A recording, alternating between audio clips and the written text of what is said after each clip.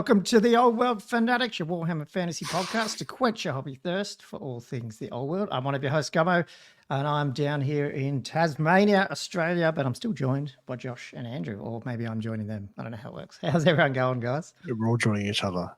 Great. Yeah. I'm great. I loving the energy you're bringing to this episode from down in Tasmania, by the way. So committed. If it was yesterday, that's what I was like, should we wait for tomorrow in case we get news? Because I was like you, Josh, because I was an hour off your thing last week. It was I left at 4 a.m, so you left at 3 from Singapore. Oh, but you also had a brutal flight, whereas mine wasn't that bad. But still, when you do 4 hours and then you get back and you got to work all day. And 4 a.m. and then work. Got back at a hotel at 8. And I was like, oh, do we really want to record? I mean, yeah. I wasn't actually working that day either. That's the thing. Yeah. I didn't realize you had to work as well. Oh my god, committed. But for those who are Australian, I'm having some bogues just because I'm down here. I've never been to Tasmania. It's pretty good. So here till tomorrow, and then heading back home. But I didn't want to miss the podcast, so hopefully you can hear me. Hopefully you can sort of see me from a different angle, which I don't like. The show must go on. The show must go on. That's right. Yeah. That's right. And Not sure what we're going to be talking about, but yeah, I was going to say, Andrew described what we were going to talk about. What would you call it? Focused ramblings? Focused ramblings. Yeah. Is that what it was? Because we actually have news, amazingly. Sort of 2 news, and we've covered news. Very exciting. Sort of. Well, there's a tournament thing. So people might have seen Andrew and I throw on a couple of live ad hoc chats last week. But outside of that, if you haven't seen that, we did cover some of the Throne of Skulls comp packs. So I wanted to bring that up again because I had a few days to think about it, but also Josh hasn't thrown his 2-piece. He's not 2-piece, bloody. He's 2 cents into it. And then we did get our release new mini back too, didn't we? Yeah, that's true. Yeah. So we're going to cover that. We got a new mini released last night, which we'll cover. But then we got just our usual questions, ramblings. Lots of actual questions, actually, because not only did patrons send us questions, our favourite Wood Elf, High Elf, Dark Elf patron, Sean, sent us his own quiz because we've been doing the weekly Jordan Sorcery quiz. Sure. I just heard about it. And beyond. Because he said, don't scroll down because the answers are underneath. So I've such a good looked at it. So great. I'm looking forward to this so much. I don't know if it's Warhammer related. I don't know if it's like just related. I have no idea what it is. Hopefully it's safe. Whatever. It's not safe for work. I don't know. So anyway, it's going to be more attainable than the Jordan Sorcery quiz, surely. Oh, I'd say so. That is, we got that too. So we'll see. I don't know if people are just tuning in for us like fumbling over answers, but that's what they're getting. We're in a bit of a lull here with old. Did you get above the statistical average last week? That's right. Yeah. And yeah, sorry. Andrew got all of them, didn't he? No, that was Andrew. Yeah, Andrew. Oh, is that what you said? Yeah, Andrew got all of them right last week. Yeah, there was a lot of guessing. I'm on one laptop screen here, guys. I'm juggling. So when you see my face, that's me flicking screens to see what the hell where we're up to. Let's get on to just the other, what do we want to call it? I'll call it the logistical stuff, but it's also the big, awesome fans that we have out there, our patrons. We want to just give them a quick shout out. For those who don't know, we've got a Patreon over at patreon.com/oldworldfanatics, and these awesome gents and guys and girls help support the channel, keep us coming back every week like we are doing right now. And there's a few tiers. They jump on our Patreon and have a chat with, as I said, each other, share hobby picks, and also send us cool questions, which is really appreciated. Really appreciate them, but they get a shout out because we just love them that much. So I'm going to go down what I want to do this time, just in order this time again. I'll just do that. So we have a new patron. I don't think this is new, I think. October 29th. When was that? Yeah. That's within the last week. Yeah, no, I think he's new. So he's new. Yeah. So we got Ben, Big Ben. He's on 2D6 Battle Report bloody tier. So big thank you, Ben. Oh, wow. Along with Shooter Louie. I can never say this one. Schlandrew? Schlandrew. I think he's changed it since He did, that's wasn't it right. Eugene Cheffor last Yeah, it time? was Eugene Sheffield, and he changed it, and actually fell out of the Patreon, unfortunately. So I fixed it. The Discord group. So that's all fixed now. So big thank you, mate, for did that. he? Benoit, Edward Fawcett, Cameron White, James McClellan, Liam Fallon, Tommy Kublin, Joseph Justice, Jay McBride. Jay McBride is the person who always sends us the question? What's the funny Miss Junks? Miss Junks. I think that's Miss Junks. Blackworld's Edge, Sexy, Jelly, Contrasting Hobby, Herald of the Old World, Kill Herd, David Lancaster, Tommy Dogs, Matthew Klein, Thumper, Matt Morris, Thomas Vavasour, Griff, Jess Tors, Wood Duck, Josh Griffiths, Nanatuum, Daniel Broadstock, Jonathan Wengler, Elliot Mitchum, Gilthos, Draconos, Diesel, Danny Gamer, William Payne, Robert Z, Pee Wee Blubberfish. Oh, it's a little blubber fish thing with eyes. Yeah. I see it. It's a weirdly humanoid fish. Thing. Actually quite up. One day quite we're going to wrong. find out and bring this person on, aren't we? About Andrew Yeah, Harris, Pee Bobby Wee Gherkin, Blubberfish. Gumwit, Sean, Richie. Thank you, mate, for the quiz. Todd Lloyd and OG Chapstick. So thank you, guys. The 43 of you helping us turn up, and yeah, heaps appreciated actually. So I think Andrew got an editing software out of some of we're able to expand some of the editing capabilities of Old World. Well, we can hopefully soon, but Yes. yeah. Technically, Trying to should actually pay you. take the burden off Gomo a little bit. Might be the bat rep and I saw you buying gyrocopters today, so maybe we need to transfer you some Ooh. funds. That's what yeah, I saw that's that. my hobby. Oh, sorry. What are you doing? Spoiler. Awesome, guys. Yeah, thanks, guys. If you don't want to jump over on the Patreon, you can also just like, subscribe on YouTube. Really appreciate that, and comment, because there's always cool comments from our videos and streams that we do. So again, big thank you, guys. Sorry I've been busy lately. We haven't got as much out, but we're going to keep trying as much as we can. So where do you guys want to start? Do you want to start with Patreon questions as a flow on? Because we've only got two of them, but I don't know how big one is. One looks very big. Who wants to try to attack that one from Benoit? Oh, I can tackle it. Oh, hang on. I can tackle it. I mean, I put both in, but it's like Oh, okay. It's actually two questions, is it? there's one question, but I'll go through it. So Benoit asks, so fluff comp rule. I mean, this question's about a comp that he's come up with, basically. Okay. So a rule of 2/1, where max repetition of 2 for core and 1 for everything else. Faction specific magic items only, and full commands mandatory for everything where possible. A mate and I came up with this and started applying it. We find it fantastic for enforcing really feels good armies, even though we both have strong competitive tendencies. Maybe you could test out the theories yourselves or provide your view on it. And that was his question. And then I think he put in a follow-up message, because I was thinking about that. Like I felt like it was kind of an interesting suggestion, but I don't think I quite grasped the importance of the full command thing. Because then he goes, the weirdly impactful element was a mandatory full command. The additional fixed cost on every unit, it just sort of dissuades you from taking crappy little minimum size units. That's true. Yeah. 5 squires with scout at 40 and you'll take it, but now it would be 57 and it's far from an obvious choice. So then you start to make the unit Plus bigger. Plus, give up victory points there. Sorry. Yeah. So you sort of chunk it up then, so it's a bit more, so it's more independently impactful in the game, just to justify the cost. And the rule of 1 outside core prevents any points loading into best in faction units that might be a natural consequence. Basically, I was trying to make it as competitive as possible with these 3 restrictions. I ended up taking questing knights based on their own merit rather than as a masochistic charity choice. That's a win in my book. Josh is on board. I am. Got to see this questing knights on the table. Okay, so Max, so even like so like dwarf warriors, you can still only take 2 of them type thing. So it's usually this rule of 3 people talk about, and then rule of 6 maybe for core. So this is like even more aggressive than that. This is really aggressive. And I think it forces you to take a greater variety of different units across the book. And then also, because each unit has to take command, you're forced to actually invest in it. You cannot just having like small little crappy units. You're having to force it would make it look. Very I was different. just thinking something like demons. You'd struggle, I would imagine, but you'd also means you just have to take massive units. Because what's in core? Furies and like whatever else is your other core. So like for pink horrors, you can only have 2 units of pink horrors and 2 units of furies. I don't even know. Like to fill 500 points up, that actually might be pretty big units, which would be funny. But there's some outliers like that. But outside of that, yeah, it's probably interesting.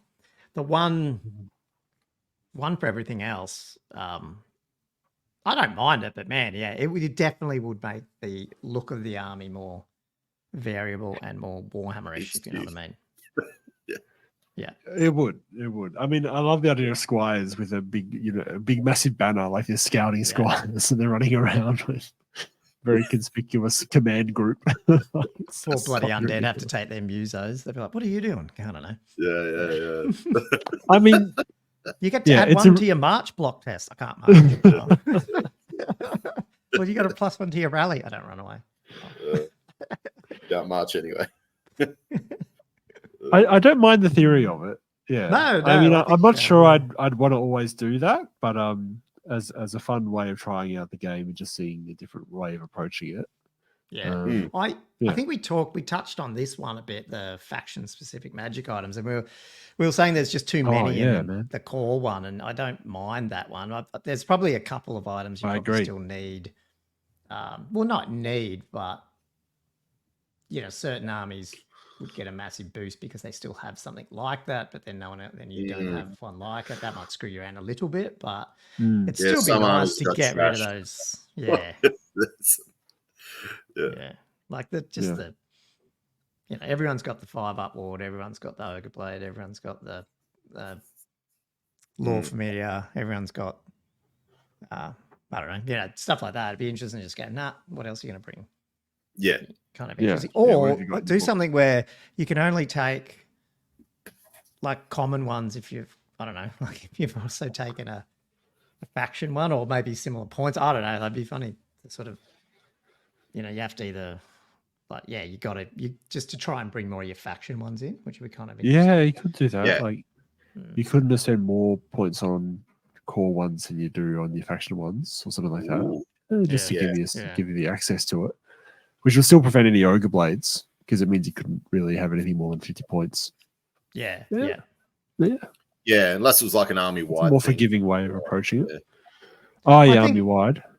I'd actually I'd just with the Tomb Kings, I reckon that would make an army look like there'd be definite units that would just have to take, like the spiders, the snakes and stuff like that haven't been taking. Yeah. You want to see the snakes? Make me take it. Yeah, it'd be actually pretty cool. Like it would look like the pictures a little bit, but you could still have the two big units of skeletons, or something like that. Yeah. So it'd be you can still have a block of 140 skeletons, I guess. Yeah, exactly. You can still fit that in easy. Yeah.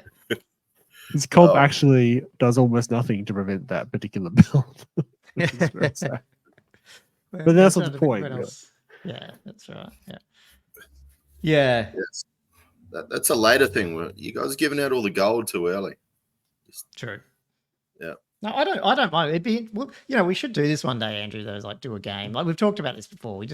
Seems like every time we do a game, one of us is, well, let's bet Andrew, he's prepping for something. So we do like prep games, but it'd be interesting to just have some funny ones and just pick something like that where we go, that's the rule that we're going to do and see what happens. Ooh, yeah, be cool. No, that would be good. That we have, like the square base guys say that one of them where you got to take the biggest, stupidest sword and stuff like that. It's just stupid stuff. That'd be funny. Yeah, definitely just doesn't even do anything against who you're playing.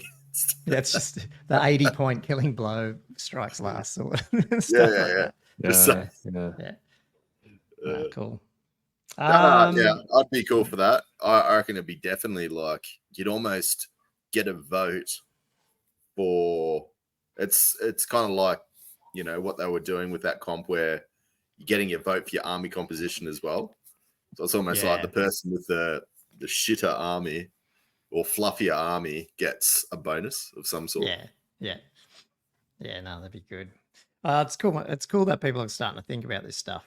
Because I think at some point, I mean, now there's a rumor, which again we didn't discuss it, but I heard it seemed like, I don't know if I missed something, and you guys might have heard it, but people were talking again about the rumor again about the General's Compendium thing coming out.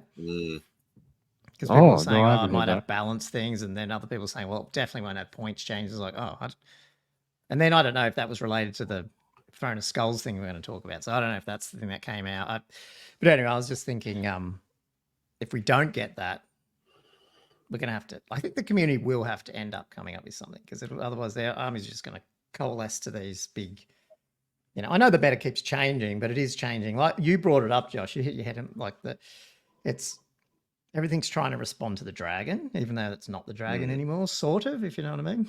Yeah. Like it's skewing these lists, it is which is skewing still it, it's fun. I love warping the it. game, but it's I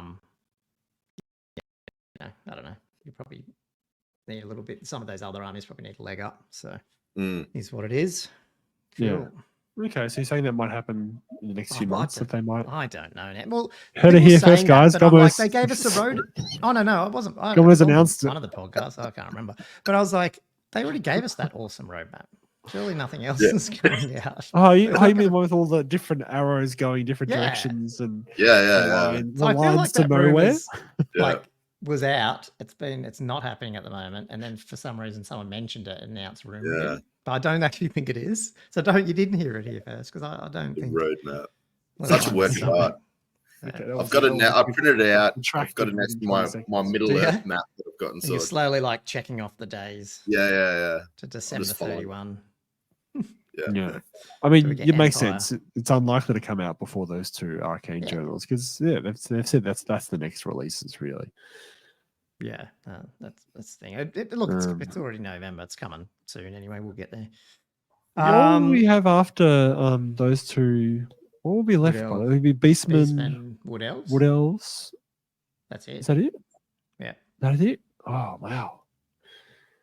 After Question is, all can to they do do is that get in the the first legacy 6 factions months? out. That'd be interesting. What, the next two? Yeah, like if the others two come out really early, would they get Wood Elves Beastman out by the end of like June-ish time? So then they've got the games out basically in 18 months, and then we might see some new stuff. I don't know. Yeah, maybe. Yeah, I would be hoping. Depends how early they release the Wood Elves. Sorry, the High Elves and the Empire, I guess. Yeah. They're going to be pretty big releases, especially if they get new stuff, because they said Empire's getting new stuff. They're both very popular. High Elves, like I said, Empire are popular. They're just suffering. I think High Elves are quite still popular. Looking at some of the lists that are going around, there's still a lot of them are High Elves as well. They're up there. I don't know if they're up there with win rates, but yeah, they're up there. Yeah, fair enough. Cool. Okay, what's the other question? You want to do that one, Andrew? Miss Junk. Yeah. All right, so it's almost Thanksgiving in the States. What new rule in the old world are you thankful for? We'll do this part first. Okay. And then there's a secondary question. Oh, I know one that I do like. So it's a new rule in old world that's not in all the others, basically. Cool. I've got one. Yeah. Hold on. You go. Oh, okay. I like the splitting of strength and armor. I think that's been really refreshing. Yep. Interesting. I like that. I know it's technically not new because it's in other game systems. And it does make it a bit more complex because you've got this other stat, but I have liked that there's a bit of variety there, which has been good. Okay. Yeah. I mean, it is harder to remember because you got an extra number to do, but yeah. No, I think it does add some interesting differences to it. I think my one would be, I like the 2-hit chart, guys. I like the fact you can hit things on twos. Twos, yeah. Yep. Twos. Yep. It's such a simple change. Yeah. But I really, I do enjoy it. When your demon prince or whatever is attacking zombies and missing on twos. And you still roll ones. That's the with your 4 attacks. That's what happens every time. Yeah. I'm kind of gonna piggyback off Gomo. I like the Armor Bane. Actually, I reckon that's the Armor Bane. Really?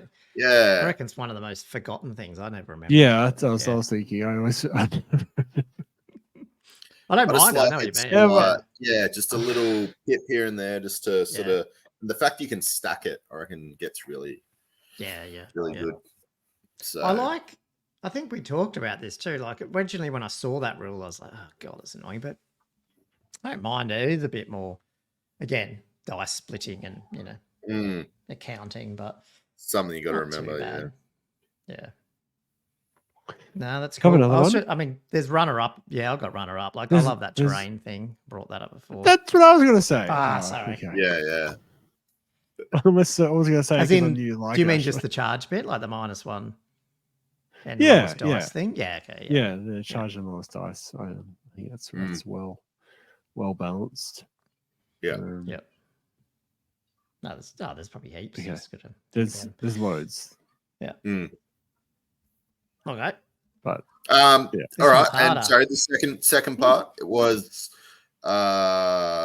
what's one food dish, so non Warhammer related, that is a must at holiday gatherings. God, so it just depends on the. It depends over. Like in my family, it's turned into. Like in Christmas, because I mean the North Americans are going to get confused with this, but in Christmas it's hot here, and so I'm not even a seafood person, but my wife massively is. So it's turned into like prawns, like prawns at Christmas, split them up, have all the yeah. And my father-in-law actually makes all Must these be a dip. special.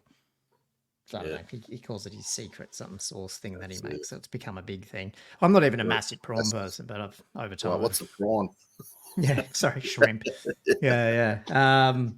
That's what we've probably had the most in terms of it has to be there, like for summer, which is probably Christmas is probably the closest we're going to get to family gatherings here versus Thanksgiving. Yes. We don't really do that. Yes.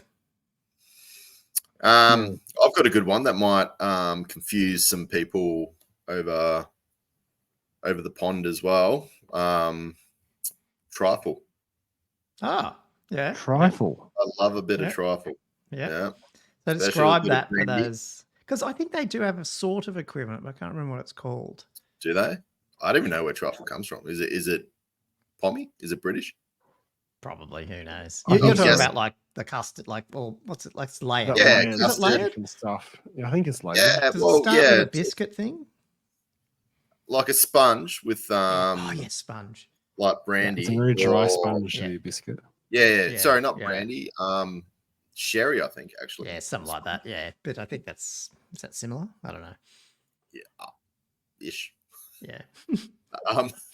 And then yeah. Like I said, custard, jelly, and then you Yeah. put other bits and Put pieces. ice cream in it, like you scoop it and you usually put other crap in it, and it just ends up this other big stuff. mess of stuff. I don't know what it is. Delicious mess. Yeah, Looks it's like good. vomit, and you just. Yeah. Well, that's me. Honestly. So. Well, and then plus, because people you end up with like red or green plus the yellow color. Like it's kind of crazy colors. Yeah. You just throw it. But yeah, let me know in the States if you guys have got, and the Canadians if you guys have got a trifle. I'd love to know. Not truffle, trifle. Trifle. Yeah. Let me know in the comments. Josh, My one. what is your favorite? Well, wait. Is it favorite or is it what was always A must. It's a must. Must. It's a must. One food dish that is a must. Well, I'm going to tell this story anyway because it's ridiculous. My mum always makes a Christmas pudding for Christmas, right? But she's never organized enough to make it earlier than like 2 a.m. the night before. And it's like a Christmas pudding is supposed to sit for multiple days and ferment and like develop its flavor. And she never learns she never learns to make it. It's always this underflavored pudding. But then you all eat it. Oh, yeah. Too So I have young. to eat anyway. Yeah, that's funny. So yeah, No, ever cool. present. Well, I have. I've been to a few Thanksgiving local gatherings. I'm not going this year. Probably should have. Because I know a few, like around Newcastle here. There's people I've known that they're expats from the States, but they've ended up obviously all meeting each other, and then so they do a Thanksgiving thing on the Saturday morning or whatever, like where people can bring all the families. They usually rent out like a tent, like a hall, and then Mm. they all bring their stuff. So not last year, before I went, and I made, oh shit, what did I make? Like I don't make the stuff normally. It was some type of jalapeno based. It's like some type of savory thing, but it had jalapenos. Yeah. So it was hot because I like hot stuff. Yeah, and you sort of just made up some, looked up recipes that Americans make. US, but I'll try that. Gave it a go. Came out okay. But yeah, there's always my friend always makes like a pumpkin pie that I can have and stuff and take home at school. They fry the turkey. That's when you know it's official. Yeah. Well, you would have enjoyed it over when you were over there. Yeah. Yeah, I've never seen a turkey fried. I was like, I only ever seen them in the oven. Well, my mate who's Canadian, yeah, he does that as well. But he got rid of this now because he nearly killed himself. He's got a turkey fryer. Yeah. That's it looks like the size of like a trash can. And the amount of oil you need to put in it, it's like a fire hazard. It is. Yeah, but anyway, he was boiling those things, frying these massive turkeys in this huge tin thing. It's like, delicious. Going to kill someone one day, but it's fun. Yeah. Cool. Making me hungry now, and I've already had dinner. Oh, well. Mm. Cool. Okay. Well, they're the couple of questions, but Sean, our awesome patron, has sent us his own quiz. So I'm going to bring it up for this. I don't know what's in it, so you just have to bear with us. I think all the questions are on the one page. Because he sent it to you, didn't he? Yeah, I didn't read it. I've just got it here. Well, I can see the text on the screen, but I didn't read it. Yeah, sure. Yeah. That's right. You know what? I'm even going to, before you see it, I'm going to no, it's not working. Ah, damn it. I also wanted to enter it down so we couldn't even get to it. Doesn't matter. Yeah. Can you see these? You can see the questions? Right. I can see it. Add them to stage. Sorry, do that. Yeah, add them. Because I'm looking at the other screen, so I can't see what. I see. Yep. Cool. So you can see the quiz. Kind of. Is it too small? Yeah. Ooh, nah, I got it. Oh, that's a bit better. That's a bit better. Yeah. Hang on, I'll zoom it in properly. Hang on, rather than just fake. Where's zoom in Google? Whatever it's called. Is there a zoom? Don't you just make the font bigger? Is that what you do, Colin? I'm a computer person. When you think I'd know what to do. Well, these are sorry for people listening to me ramble. Here we go. Okay, can you read that a bit better? Yeah. Yeah, for sure. Much better. Okay. Yeah, it's like so question 1. In the 6th ed Storm of Chaos, who leads the High Elf Sea Patrol? Is it man, I feel like I shouldn't be doing this. Aislinn, Asarnal, Finnabar, or Círdan or Círdan? Cirdan, Círdan. So 8. I'm not pronouncing these right. I don't know. Elf. Aislinn, Asarnal. That sounds like Lord of the Rings, isn't it? Am I getting that? Isn't he the dragon rider? That's like. Oh, is it? And Finnabar, isn't he like one of the? He was the guy that's close to the dude that's reigning during Old World, isn't it? I don't know. I'm getting like Lord of the Rings I think vibes. So. I'm Círdan, I think. I'm pretty sure it's the Lord of the Rings. Okay. Name, I reckon. Isn't it? See. I mean, a lot of this stuff was copied from Lord of the Rings. I think the 6th edition player should answer this. Josh. I got myself out of that one good. I got high elves. I'm like, yeah, Josh. I know. Do you know? Is anyone confident at all with an answer? I guess is the question. I am not confident enough to know what it is, but what am I going to put it as? I'm going to say Finnabar. Give me Finnabar. Yeah. Okay. Are we answering them all separate? Well, I don't know. Sure. I thought that was later, so I'm going to do that. I think we should. Oh, look, I've turned into a copyright symbol. Cool. Yeah, I was going to go Finnabar as well. I'm not confident at all, but it's just there's something there. I thought he was Old World related, but maybe he's not. Which of these weapons does not have armor bane? Yeah, true. You're right. Yeah, halberd, lance, great weapon, flail. That's so bad because if any of them have armor bane, I never use it. So there you go. Oh yeah. Yeah, I always forget to. I think it might be Andrew's, halberd. Andrew knows this because he loves Armorbane. So Yeah, Well, this is his favorite rule. I know B and C do. I've never used it on my great weapon. That's how dumb I Oh, am. yeah? Yeah, no, they definitely Yeah. haven't. Lance a great weapon. I occasionally remember it for lances, which is really bad considering how often I use lances. Oh, that's I don't think I ever used Lance much, so that's probably I why feel like like it. the halberd might have it. I don't know if the flails. You think? Yeah, I'm doing flail. I'm doing halberd. I'm sticking with halberd. No, I think you might. There we go. I'm so bad at this. I love how that it turns What are you your, doing, Andrew? your C into a copyright I'm gonna every go time. flail. Let's see. You're doing flail. Throw me on a flail. I don't use either of those weapons, so yeah.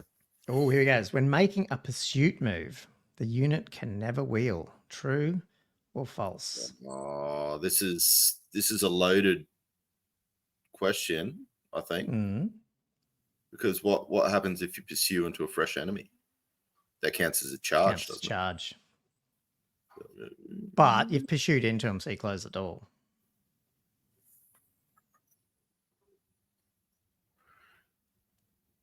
So don't you have to maximize if it counts as a charge? Don't you have to then do all the charge shit? Or am I thinking? Yes, that's not a. You might be right. Yeah. Is that still a pursuit move? So Is that what you're saying? Do you reckon it's loaded? So you think it's true because you never, but really you can. Is that what you're saying, Andrew? You're trying to. Well, I'm trying to think of this is me. Sometimes I do this when I have a test. You'd never be able to wheel like unless you're actually moving and doing a charge, but then I guess it comes down to if you've hit.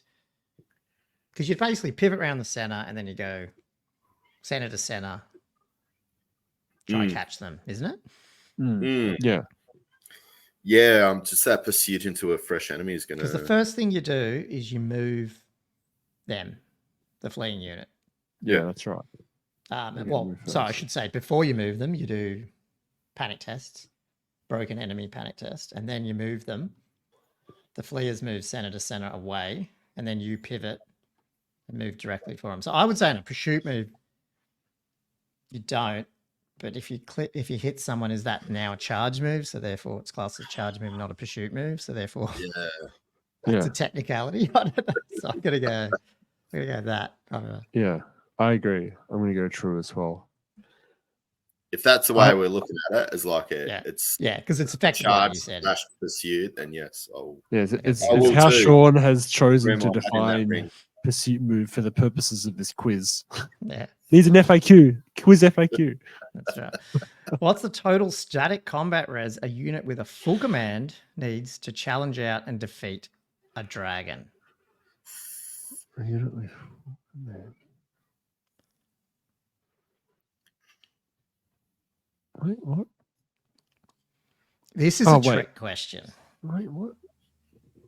So to me, is this saying that the dragon's going to maximize? Assuming they're going to maximize the overkill, right? Yeah. So they're going to do 6. Yeah. I reckon this is a trick question. Not a trick, but there is got to think about this one, I think. I think so too. So what do you reckon it is? Where you going? Do you want me to put my answer? So just so we're on the same page, are we including what's already in it? So when you're saying it's got full command, so it's got a banner. Yeah. Are we including that? So you just after a number. Full you're after a number. So, well, what can a dragon do? I guess do that first. What's a dragon? Well, we'll just work through it, and then we'll just get the same answer. Do you want to do that?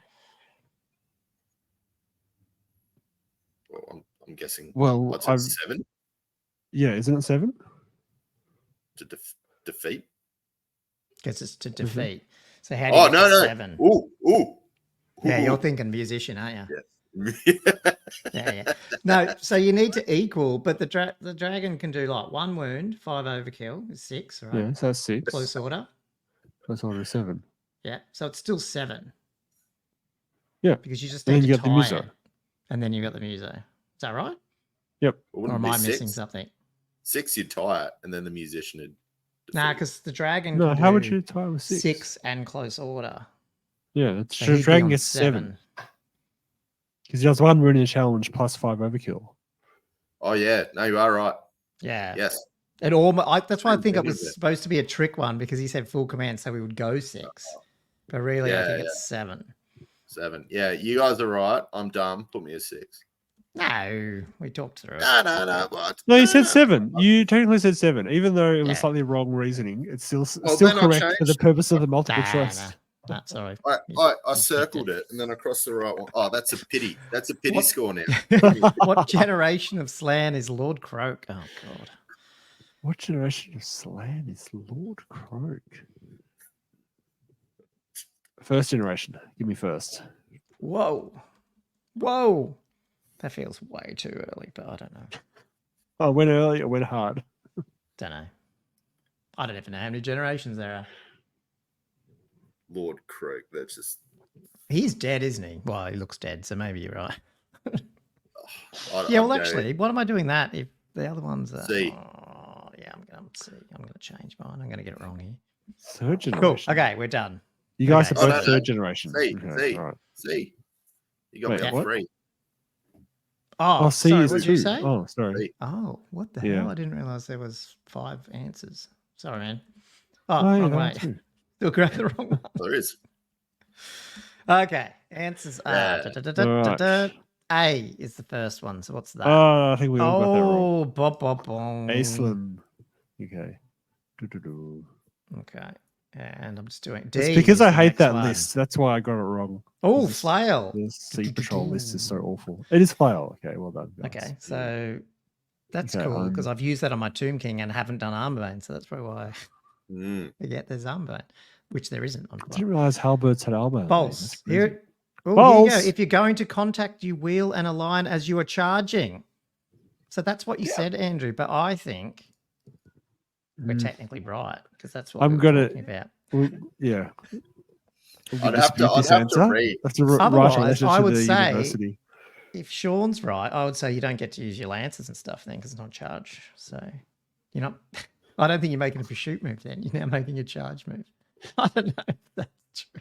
We're I being think technical. we've here, but overthought Josh, this Yeah, quiz. exactly. I'm not going to argue with But Sean. no, but Sean. Andrew did say that, so I'm going to move him down because that's what he was saying. So I'll give him that. Just keep giving Andrew. And then 7. Just keep Yep, we got all giving that. Andrew. You got He 7? say- Nailed it. All He right. said muso. Muses 7 with musician lets you win, and then 1. Yeah. Josh got Josh. that, Yes. smashed it out of the park. Yes. Sweet. Very we got good. one. So you got 1, 2 right.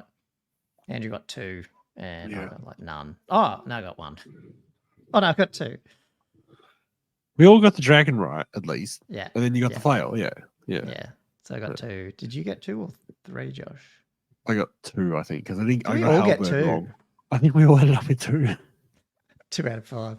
2 out of 5 ain't bad. Yeah, I'll take that. But all with different questions, which is hilarious. Yeah. Different combinations. Cool. So, but together we would have got 1, 2, 3. We got 4 out of 5. So that's okay. Mm. Cool. Oh man, this must be so riveting for people. Thanks for Josh. Sorry, Sean, for giving us that. Yeah, that was good. Oh, let's Right. split it up. Let's do hobby or something, and then maybe I'll crank out the Jordan Sorcery in a minute. So that's a lot of quizzes to go through. So. Yeah, so there'll be a lot of Oh, quizzes. we're still doing the Jordan Sorcerer. Well, we don't have to. We can skip it this week if you want. It's up to you guys. Let's see how we go. crank out some hobby time and Alright. talk about some tournaments quickly. Maybe do a bit of a preview of some tournaments. Yeah. Awesome. Yep. Do you want? Maybe I'll do that now quickly, and then we'll go into hobby. Do you want to do that? Sure. I guess so. I don't really have much hobby to talk Okay, about, by right, the yeah. way. All good. No worries. Let's go. Oh, hang on. That's that again.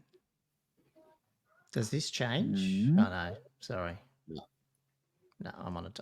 I've shared the Chrome tab instead of the window. Sorry, people. Ew. Let's do that again. It's really hard with just a laptop screen. Justice. I Yeah. struggle with it.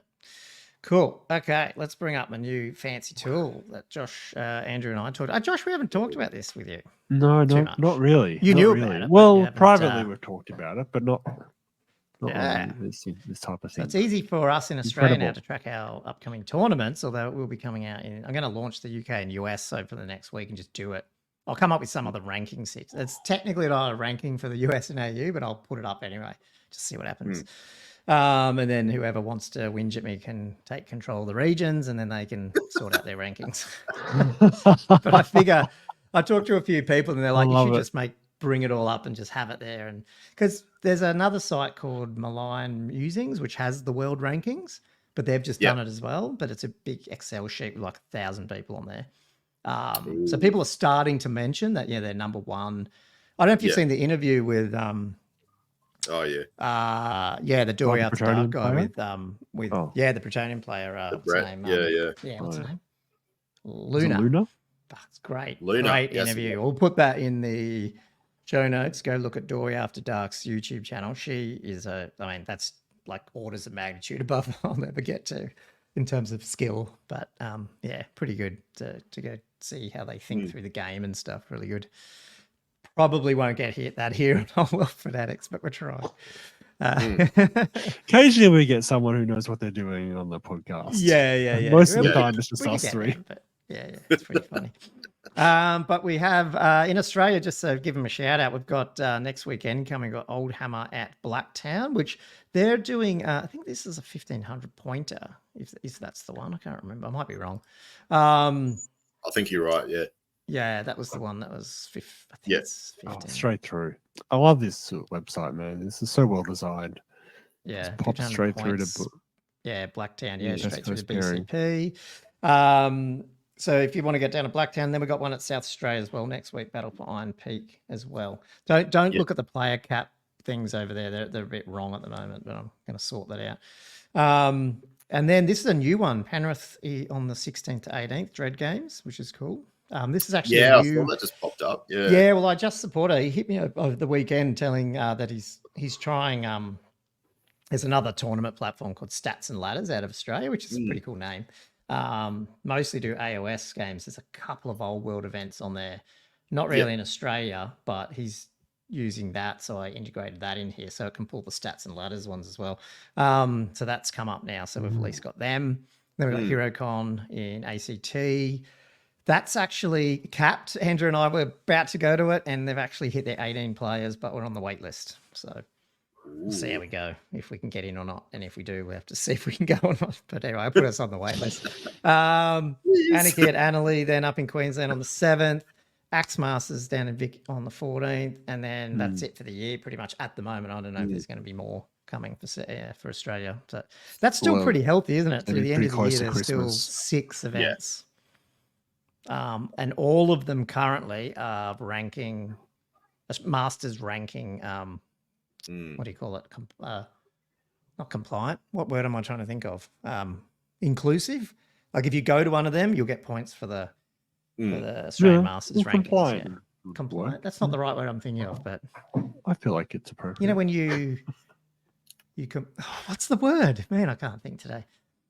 When you go whatever you do allows you to get through. What's that called? It starts with C, but it's not compliant, whatever.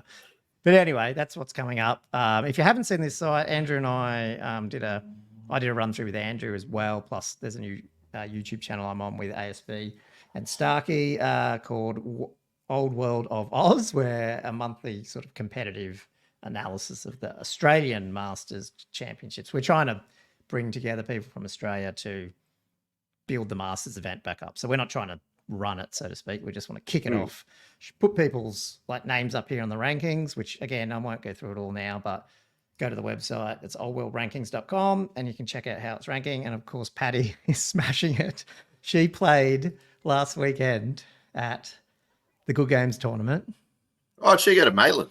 Yeah, there's only 4 players. So that one didn't count. But look, 3-zip, Chaos Dwarfs. Just another gold. Oh, she took the Patty.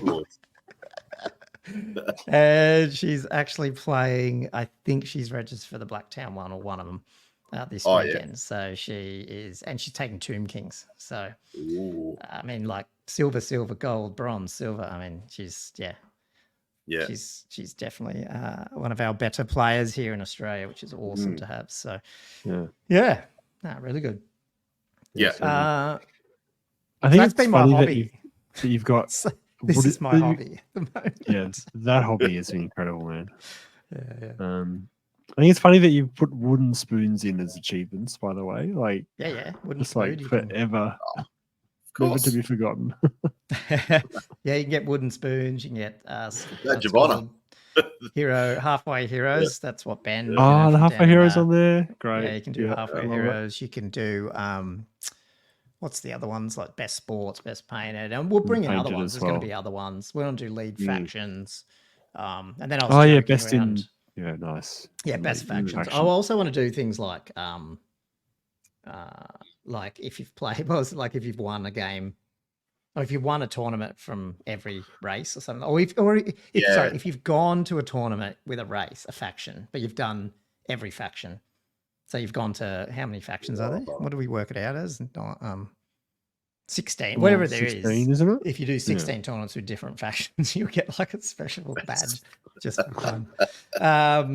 But anyway, there'll be fun stuff. And what I want to do is gamify it a bit more. So as we build this out more and we actually do more of the game by game results, you'll be able to get points or like achievements just for actually like filling in your own, like verifying your own results, like uploading a list, making sure it's accurate, stuff like that, just so we can try crowdsource the data better. Because we're hooked into some of these systems, but not all of them give us all the information very well. Like, you know what I mean? Like it's still, and you've got other times like Castle Assault where it's not in a system. So like I want to incentivize players to go and like tell us our results, you know, and put them down. And then that way you get sort of rewarded for that as well. So it's be good. Yeah, it looks incredible. You put so much work into this. And hopefully it just keeps expanding. Just keep going. Yeah, like totally want ideas. If you haven't seen it, go to it. There's a little chat thing. Definitely send me through, you know, things you love, things you hate, things you want to see, and I'll try to get around to it. So, and hopefully we'll launch the other Australians soon. So, the other regions. Sorry, the other sort of global regions. Yeah, that'd be sick. Cool. While that's open though, well, hobby. Did you get anything done? I kind of did, but at the same time, I can't really talk about it. Oh, what is another that Project mean? X? Yeah, Project Alpha, I guess. Wow. Because it relates to the campaign, and I don't want to really broadcast it because it's. It wasn't because it's some expensive eBay purchase that you did, and your partner's sitting behind you. It's not like, okay. Fair enough. She doesn't even listen to what I talk about on this podcast anyway. Thank goodness.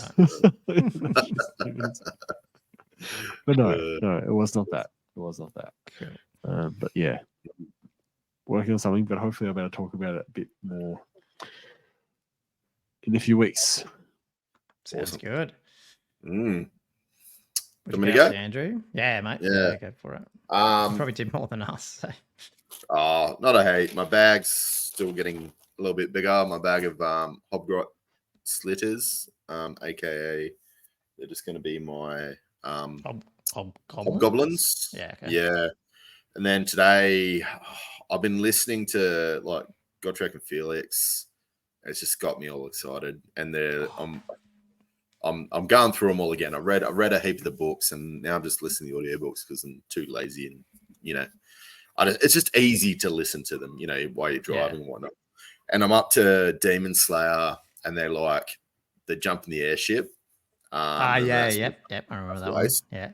And it was just get me like all excited. And I've talking to Ben as well in the Patreon chat. And then we've got a little side chat in the dwarf chat in Discord, and just doing an expeditionary sort of forces, talking about them. It's just got me a bit excited. So, which Ben's that? Like from Halliday or? No. You're gonna make me look up his last name. He knows who he is. That's all good. It's just Ben. Yeah. I went out and made a little purchase for some gyrocopters, some official ones. And the other thing I've tried, and this is something, I don't know if you guys have jumped onto this. Obviously, you would have heard about it because there's quite a few people doing it, as in companies. But I got the Vallejo Express color, Yeah. I just want to see how they go. So I bought about 8 of these, and it's like literally half the price of a Yeah, GW. are they the contrasty style ones? They're the contrast style. Yeah, Yeah. sorry. Yeah, okay. I'm Yeah, cool. I haven't never tried them. vital. Yeah. I'll be interested to hear what your feedback is on them. Yeah, 'Cause I've never used them. No, yeah, I they've haven't got used those a. ones. I've got the airbrush ones, but not them. Oh yeah. So they've got a standard express color, and they've got Yeah. an intense, which has got additional pigmentation in it. Yeah. So I think, Oh, yeah, I'd like to see how they both go because they sound kind of pretty cool. You got like a standard and intense. So maybe if you do want something to cover more color, like maybe for a larger section of material, like it might paint on a little bit better. They always did that, didn't they? They used to have like the opaque range with their normal Vallejo base ones. They had base, well, not base, but they had whatever it was, and they had opaque. Yeah. Actually, can I segue into painting a little bit there? Because I wanted to know. So it's interesting that you brought that up because on the flight down to Tassie, I'd like downloaded a couple of YouTube channels, and one of them, not channels, like videos. One of them was about 6 months ago. I can't remember the channel, but it was about like it's basically priming your models, like 101, but like all the different ways, like prime it with a brush, with a spray can, and then a zenithal with a spray can. Anyway, it obviously gets into airbrushing, right? But not just airbrushing the zenithal, but doing the whole multicolored color chart sort of under, well, sometimes actually just doing that as the whole, not even using contrast, but then others is using contrast. And I guess the question for you, Josh, is I haven't finished listening to you and Ben on the 6 Ed talk about the airbrush stuff. And I wanted to know, did you end up getting any airbrush paints? Because I was maybe thinking about getting the Fanatic range or some of them, because I was looking at this guy doing some of the undercoats for orcs, like going from like purple undercoat through to green. And it just looks friggin' awesome just with the airbrush. And I'm like, I need to try that. And then I was like, you was mentioning something about pulling out the airbrush for more stuff than just like, is that related to what you and Ben were talking about on that podcast? Or like, what was he talking about? Well, I don't own any airbrush paints. So yeah, because you just mix everything. Yeah. Do you? Yeah. I just mix everything, which is very hit and miss. Right. So I was tempted to go and buy some airbrush paints based on what he was telling me. But I have not as yet done that. Okay, because on this video, I'll share it if I can remember where I got it. Like, because I've watched it now. I don't know if it'd be in the watch history, but there was another set of airbrush. They're more art-based paints, so they're cheaper, but they're like really good for airbrush. Can't remember what they were called, and they come in all different ranges and stuff. So I might see if we can get them. You mean more like inks? No, there's inks too, but no, these are just airbrush paints. I can't remember what they're called. But yeah, I just need to get into that because I just like fuck, I'm gonna do it because it looks so good. Do you have a setup for the airbrush that you can just go and use it? Yeah. Okay. Yeah, I made like a little box and stuff. Yeah, I just do it in the house. It's fine. Yeah, because for me, I've got it out on the veranda in a box. I need to get everything out of the tub and set it all up each time. No, I'm the same as that. I don't leave it up because it is a bit annoying. But I think if I was using it more, it would stay mostly up, probably. Yeah. Okay. Yeah. For me, it's in sort of a major area, so I can't just leave it out if I'm not using it. Yeah, that's better. Yeah. Okay. Cool. Oh well, you didn't get. I was just wondering if you bought a set of paints yet. Because I wanted to see what you got. But that's okay. No, not yet. I'll find these other range and I'll let you know what they are. And if I can get them, I might get some and try them out. Because his thing too is don't mix them, because if you mix them, I mean you can mix them. Don't get me wrong, but he said like you won't. You know what I mean? Like that's the thing. Like he said, if you're going to do this and you're going to do it more, you might as well just get proper paints, because then you can just put it in and it just works. And so he's gone showing on these ones, they just work through the airbrush. And like, fair enough, I get what he means. Like, it's like the guitar. If you don't have your guitar hanging up to play, you don't play it. You know what I mean? Like if it's in a box, you don't play it. It's the same type of thing. So mix is in like dilute. You don't have to dilute. Yeah, like you can use, you can use contrast, you can use normal paints. You got to thin them. That's fine. And you might still do a bit of that, but if you have to do it for all of it, unless you're a professional painter, it is doing it all the time. You're just not going to do it. Yeah. I mean, the one thing that I learned from that conversation with Ben really was that I should be diluting my primers more I think that actually is something I was struggling with. That Right. even the primer was blocking. But Right. the more thinner I was using was actually the better it was. Yeah. Okay. For sure. Even though the bottle itself says don't dilute this. You still have to, right? Yeah. You still got it. Yeah. We'll probably get some comments on this part because I know like people like Killfloss, they know what they're doing, so it'd be good to get some tips of different what brands or not. Yeah. Anyway, I'll find that. I'll dig up that airbrush. Well, it's not an airbrush; it's a priming video, but he's really in depth. It was pretty good. So, yeah. Yeah, sweet. Cool. Is that your? Have you done? Is that your hobby? Did I hijack the end of your hobby, or have you got more? No. That's my hobby. So no, that was I'll ask you then about yours because I have a question about the Gojek and Felix range then because I had this was when you talked about this, Andrew. All different types of hobby. I'm pretty sure, and I have to dig this out of my like my bag, my box of books that I've only got. I don't even know what that one is. Kinslayer. Is that a different one? So I think I've only got these, which means yeah, they're like the later ones. Yeah, it starts at Skaven Slayer. Yeah, have I missed a heap of non-AOS Gotrek models, like novels? I guess what I'm saying. I did not even know that these existed, or have I missed? No, well, I haven't. I'm old school. Oh, you're not up to there. I'm not up to there. I bought these when I was like 17 or something, 18. So I did like Skaven Slayer, Demon Slayer, Dragon Slayer, Beast Slayer. I think I was up to maybe Vampire, possibly Giant, and I stopped. Right. Right, why is Kinslayer up there when it should be? I don't know. Okay, right, interesting. So for those who are listening and not seeing, I was just talking about I got the Google pictures up of all the novels, and there's like you just said, there's up to Giant Slayer, Orc Slayer, Man Slayer, Elf Slayer. I bought them. I'm pretty sure I got Shaman Slayer and Zombie Slayer. Pretty sure, because you talk about 2009, 2010, so it's pretty far ago in the past. This was back when Borders was still around, because I used to go and buy them for Borders when they popped up. Yeah. Amazing. But I don't know what it was until the other day someone brought this up and said something about I just finished reading, and I won't spoil it because I don't know either, but they just finished reading the last one and said some things that happened in it, and I thought to myself, fuck, is there more? I thought it ended at Zombie Slayer, and the rest of them were the stupid AOS Gotrek ones, which again, I shouldn't say stupid, maybe it is good, but I think there's some Gotrek novels. No, I think that's fair Russian. They're not that bad. Yeah. Just he hasn't got Felix. He meets up with some lady.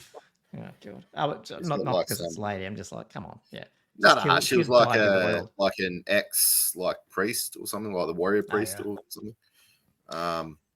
Yeah. But anyway, so it looks like I've got more books to find and read then, like 5 other ones, which are old world style. So yeah, like way behind. Cool. Yeah, that's why I was going to see if I thought you'd read all these and you were just rereading them. That's all. But okay. No, not all of them. No. I just like when I was younger, and then I was getting nostalgic. Because funnily enough, the first audiobook that I went through was Shaman Slayer. And then I was like, bro, this is right at the end. I'm like, well, now I want to go back and start all over. Gotcha. Yeah. So I just started on Audible, actually quite cheap compared to going to the Black Library. Yeah, well, that's one thing I'll do. I'll probably try one of them. Well, I'm going to dig them out first and make sure I've got all those older ones that I said I did. And if not, start from there. And then, go up. So, well, Audible's good because you get 2 free books. Yeah, I've got a subscription thing. I've got heaps of credits. Oh, yeah. I actually paused it because I wasn't keeping up, and I've got like 6 all credits banked or 5 or whatever it is. And so you can put it on. It's cool. Yeah. You can put the monthly on a hold for 3 or 6 months, and then they don't charge you, but you don't accrue credits. So then you can catch back up, and then you just start doing it again. Yeah, no, Audible's good. So apart from that, I did actually I'm so close to having, I think it's 8. Yeah, it is 8. So it's 4 Avatars of War and 4 Beholder miniature goblin chariots constructed and put on bases and finished painting the bases.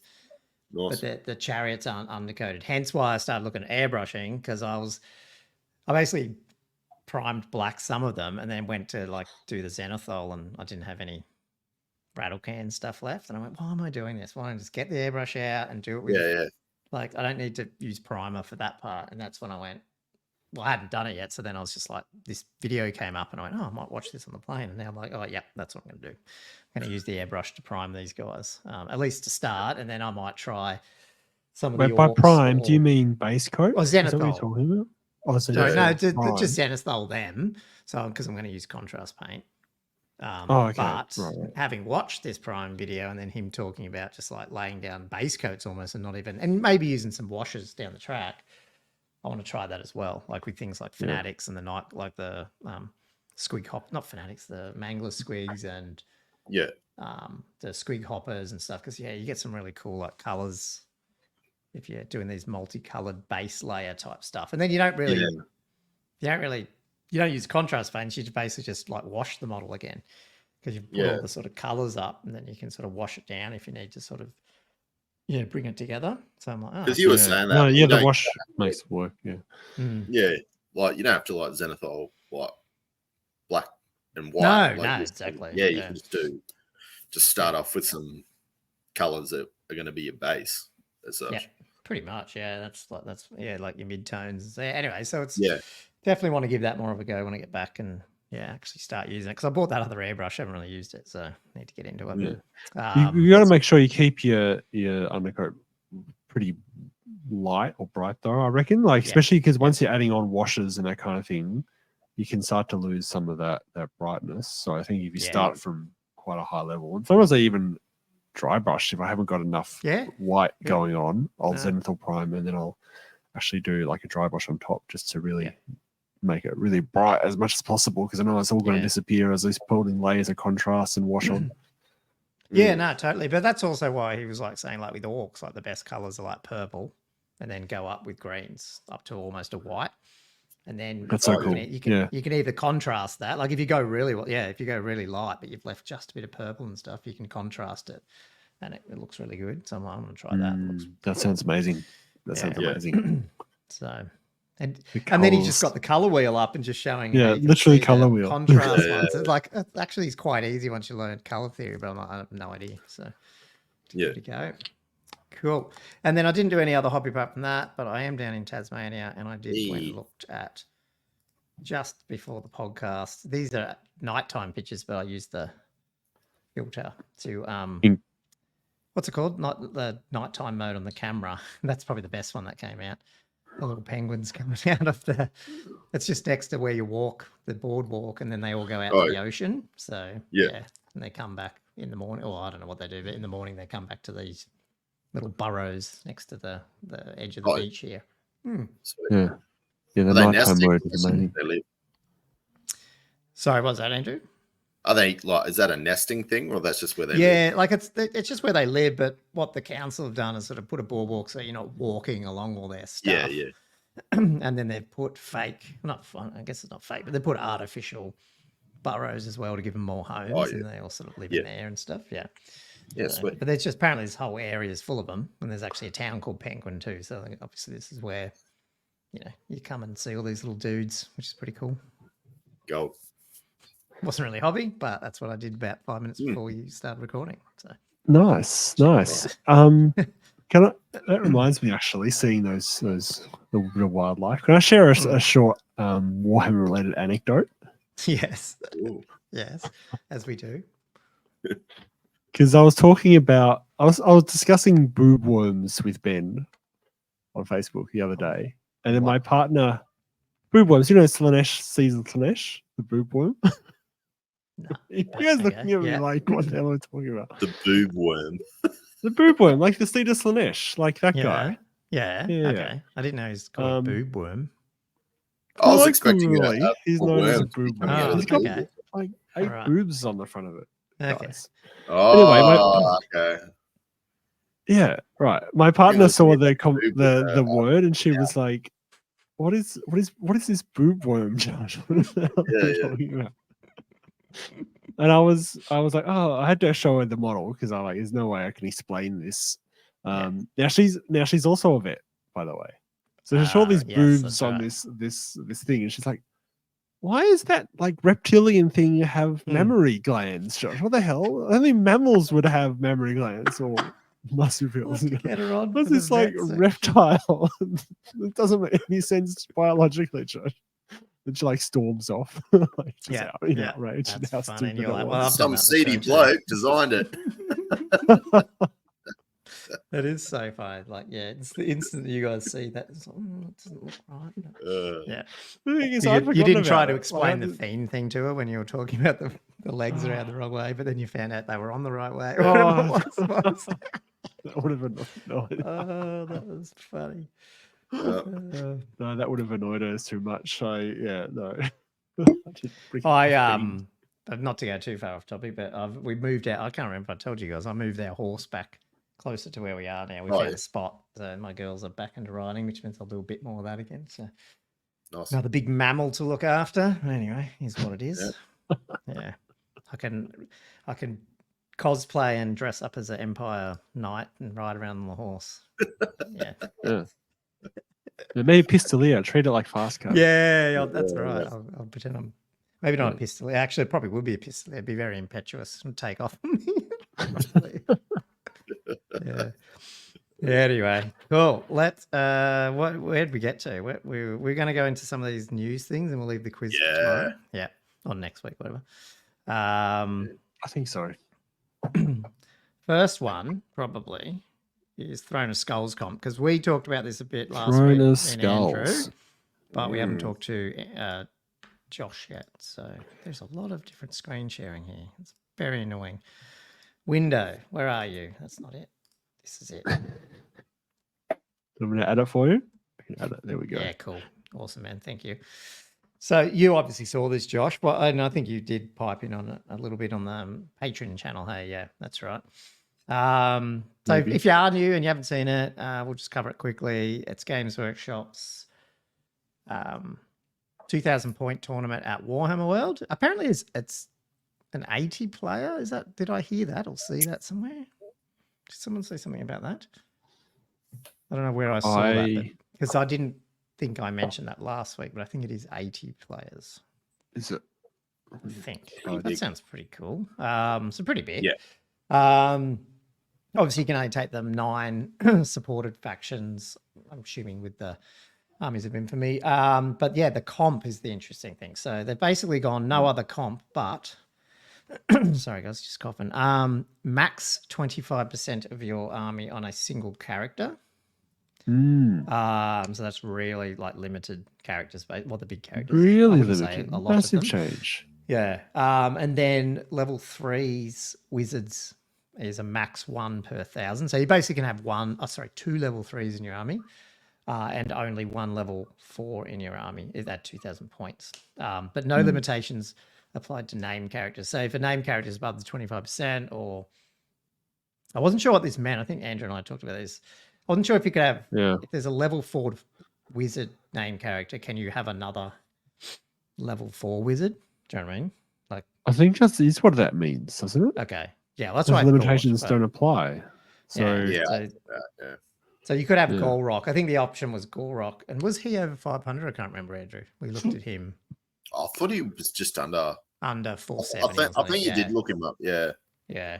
But yeah, there'll be ones like that. And then, and who knows what this is February, so you might have Empire guys out there by then. And all that kind of Yeah, thing. could have the big pile dragon. Yeah. yeah, true. So, yeah. So, I mean, but the big thing here is the 25%. Because, yes, there's probably a little bit of wizard spamming in some of the armies, but I don't think that's killing it, so to speak. I mean, some might be, but certainly doesn't touch things like, triple sister units and stuff, does it? Like things like that doesn't stop that. So it's really this 25% thing which everyone's talking about, and you either get people who love it.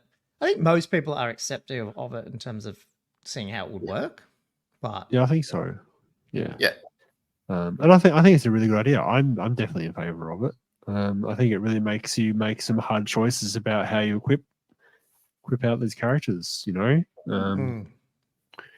you go for the really big nasty dragon one and then have to skimp a little bit on your ogre blade? Yeah, Or do well, I mean, the you Chaos Dragon go something gets smaller? smashed because he can't. what do we say? It's the Chaos Lord on a dragon is 480, I think it was. Yeah. So Is it yeah, so just space with no? I think it was with no 480 other. or 490. I can't remember if that included the great weapon. Like if you put a great weapon and Yeah, it wasn't a lot. shield Yeah. or whatever it was, that was Could it. just Like say a jump shield. yeah, you could throw a charge. It wasn't a lot. Whatever it was, I can't remember, but it wasn't The obligatory jump shield. without bringing it back up and working it out. It was so. Oh, it felt gee, like right. Chaos I didn't Lord- realize it was that close to the cliff. Yeah, because was he the gets to Chaos 6. Lord. Because the thing Often is, you you'll don't see want to him be around the 650 mark. 650 something. yeah, He's tooled up. yeah. Yeah. One is tooled up, which is another, so almost 200 points past what his base level is. But yeah, the thing is, you want them to still take a dragon and a reasonable amount of gear. Like, Yeah. you know what I mean? Like long term, like this is interesting to see how it plays out. Yeah. But I didn't realize the Cast Order's specific one was only 10 points below 500, and he didn't have any equipment. Yeah. Yeah. Because That's the only thing. you should be able to feel that with something, like The only thing I actually do like that they're trying to do that, and it'd be interesting, but I do wonder if it does the wrong. Sometimes it might go, okay, well now I can't take that Chaos Lord at all, so therefore now you've changed the meta massively rather than just make people make choices about. Like if you made character section 35% or 40% or whatever it is, you can still take your big killy dragon, but now you can't have your level 4. Whereas right now it's like, yeah, you know what I mean? Like you can't. Yeah. It's almost like you just can't have the level 4 dragon now. I mean, sorry, the Chaos Lord dragon. Yeah. Yeah. And I feel like that's what you should be choosing between. Like armies that have a dragon shouldn't have a level. Like that would be an ideal so I'm just decision wondering you'd if have to make in this building. I think, they're trying the right thing. Again, like anything, it's probably always not the ideal solution, but it's probably better than nothing. But Yeah. And then, like we say, I mean, the other thing is pegs Bretonians again. It doesn't matter what happens with comp. It feels like Bretonians just zoom straight through. Straight through. Untouched. Straight through. Completely untouched. My goodness. Yeah. And Tomb Kings too. We looked it up. So 2 of the most winningest factions, technically, like in terms of abuse of like meta stuff right now. Like you got the 100. Well, what was it? What was that picture we shared last week? Did we share that with Josh? Yeah, we did, didn't we? I put it on the thing. The 198 unit, whatever it was, 180. Oh yeah. Skeletons. Yeah. That ridiculous. That can zoom through this comp, and so can the pegs. It's kind of funny how. I wonder if this is just it's Games Workshop being Games Workshop. It's fine, but this is probably like this article was probably drafted 6 months ago, and then it's finally just popped out. Yeah, and back then it was dragons. So behind at least. That's. I'm just wondering if it's a bit like that. So. Yeah. All these other crazy stuff has happened since then, because of the dragons, but becoming quite powerful. No, you're right. It's the derivative, like just the result of trying to combat dragons, which is why people have, done so many. The peg thing's independent. The pegs are just good. Like the peg lists and the Bretonian, like all the other stuff. They're just good. Yeah. They're not really a result of combating the dragon. It's just a really good army, in terms of. I was more talking about the massive block of poisoned archers. Yeah. The pegs aren't. They just got their own ability to do stuff. They're just useful. In those situations. Yeah. Especially when they're vanguarding with 2 characters in it and they're stubborn and all this other stuff. Yeah, and every special rule under the sun. Yeah, kill everything except the dragon, basically. So. Yeah, and then you got the the pushback. Like that's what that Luna girl was saying. Like that's so powerful because you can just you win around in combat and now you just go anywhere you want. Yeah, because you don't have to follow up. So there's so many ways that can't be pinned. That's what was so funny when not to keep rubbing on it, but when they were like going, you just use fanatics, not flagellants or flagellants. Oh my god! You do realize you can't hold down a dragon in combat. That doesn't exist. I mean, that's. I mean, even if you could, you'd still have to actually get them into combat. Well, and I'm also a measure for. Exactly. I have a charge threat range of 10 inches. Wow. The dragon can move up to 20. He doesn't. He doesn't give a shit. Yeah. Yeah. Unfortunately, funny. the fact that you can't pin things down, it does actually add extra ever more value to really high maneuverable units, flyers especially. Like Yeah. it just amplifies that effect massively compared to previous editions. Yeah, definitely. Yeah. Like even if like, because when you like again, I don't want to try to fix things that whether or not it's broken or not, it's debatable. But like maybe I don't mind the fallback and push stuff, but maybe like at least if you give ground because you've rolled a pretty good roll where you haven't run away, you're just giving ground. Maybe that should never be. That should always have to you can't choose not to. So at least you're stuck in this 2-inch like movement thing, and you at least got a bit of guarantee that if you've got a high leadership or you can hold on to stuff, you can at least hold someone not long enough for you It's to not a flea. Fall back in good order is more of a flea, isn't it? Like even that could be a good house rule. So you give ground. It's an ongoing combat. It's just move 2 inches. It's just shifted. Yeah, you can't not. Yeah. You can't not do it. So you're stuck in that zombie block, and you're just like, damn it. Yeah, well, I mean, at least you gave it 2 turns where you could potentially do that. Hey, like you could at least try and got in there. Yeah. It makes stubborn really. Is stubborn the one where you automatically give ground? Yeah, it's not fallback. Oh, no, fallback. Isn't it? Yeah. For I thought it just prevents breaking, doesn't it? So you fall Is there back anything that just says you can just elect to give ground? Or is that shield wall? Shield wall? Because stubborn and shield wall means you just give ground automatically. So you combine those together. Yeah, so again, maybe that's a good rule, because then you dwarves can at least try get into something and go, right, I got you, I stuck you for a little bit. You ain't going nowhere. Yeah. Anyway, but look, I'm happy to see what that does, and I don't know if this is indicative of and the other thing, maybe they're trying some of these different rules to see how it goes in order to be building that other tournament-based guide, because that's what that general's compendium thing or whatever they're talking about was. I don't think it was like a different like campaign supplement. It was more like a tournament guide of these are the different rules you want to use if you're playing match play, to make it a bit more friendly. And so maybe they're trialing some things. So I'd really love to know the workings with like GW on how much effort they actually put into to make a rule set that's quite, I suppose, fair. Like it always seems like 40k or Age of Sigmar to a certain degree, like there's always like metas, it's I think our world's probably in a it's in a worse spot at the moment probably than previous editions of 40k and Age of Sigmar. Just with like the it's very pronounced. It's a pronounced meta, I think, for me. Yeah. It's weird. It feels like is there auto wins though? Do you know what I mean? Like it feels like you just have to bring certain things, but if you bring them, you can have a game.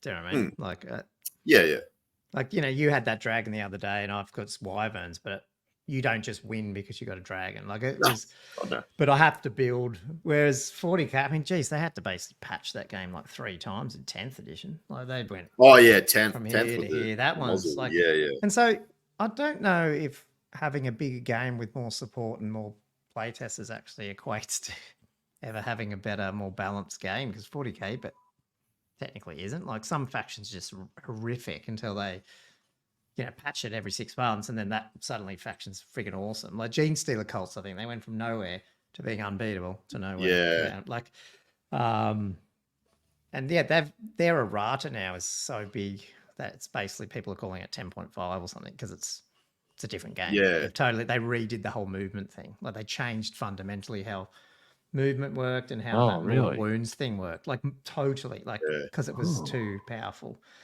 40k is a big Old World's not even close to that, I don't think. I just think Old World would need a couple of little, like we've talked about, like a couple of these There's a few small tweaks. Like something to make infantry a bit better, and that could be like you're saying, like around comp things or those banner things or like giving them more stuff. I don't know, like Well, not even like you just need to make them more effective against monsters, which you could just if all you need is nerf monsters slightly. That would be enough. Like people have been talking about. Have you heard about the D3 Swift Stride thing? People at team talking about saying like Swift Stride maybe should just be D3, and suddenly now infantry and all that aren't so far behind. Like right now, they're just so far behind. They just can't.